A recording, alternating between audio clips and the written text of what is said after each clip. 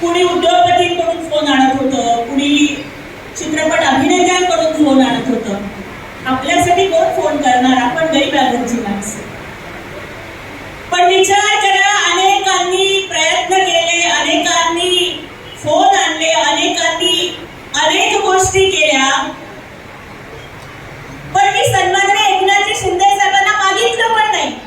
पण मागावं एवढी मोठी, म्हणजे ही इतकी मोठी गोष्ट होती की मी कशी मागणार? या देशामध्ये संसद सर्वोच्च आहे. संसदेमध्ये 2 सभागृह, एक लोकसभा आणि राज्यसभा. त्यात लोकसभा कनिष्ठ सभागृह, राज्यसभा वरिष्ठ सभागृह. राज्यसभेवर कोण जाणार होतं?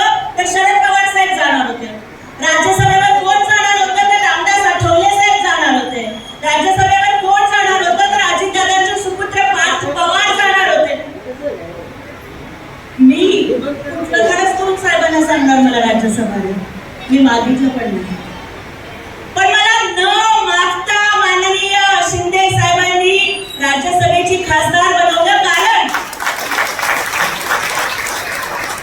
त्याला एका सर्वसामान्य लाडक्या बहिणीला खासदार बनवायचं होतं. विचार करा ताई, आतापर्यंत खासदार सुप्रियाताई सुळे आहेत, पवार साहेब त्यांचे पिताश्री आहेत, त्या खासदार आहेत. सोलापूरचे सुशीलकुमारजी शिंदे साहेब आहेत, त्यांच्या कन्या प्रणितीताई खासदार आहेत.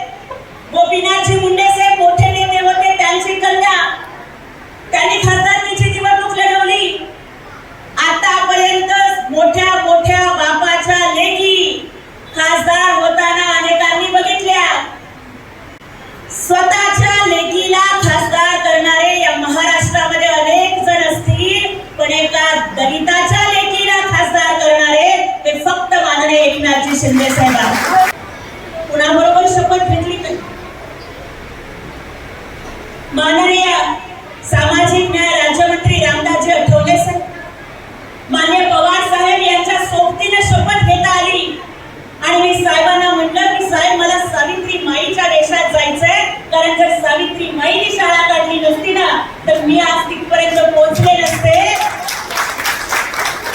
माझ्या प्रत्येक लढ्यामध्ये आमचे नेते माझ्या सोबत उभे राहिले. आणि तुम्ही बघितलं की ही तुमच्या समाजाची लेख जेव्हा राज्यसभेत मी पहिलं पाऊल टाकलं, माझ्या अंगावर बनारसी साडी नव्हती, माझ्या अंगावर शिफॉनची साडी नव्हती, माझ्या अंगावर कोणती पैठणी नव्हती. माझ्या अंगावर जी साडी सावित्रीबाई नेसायची, रमाई नेसायची, तशी साधी कॉटनची इरकल साडी होती.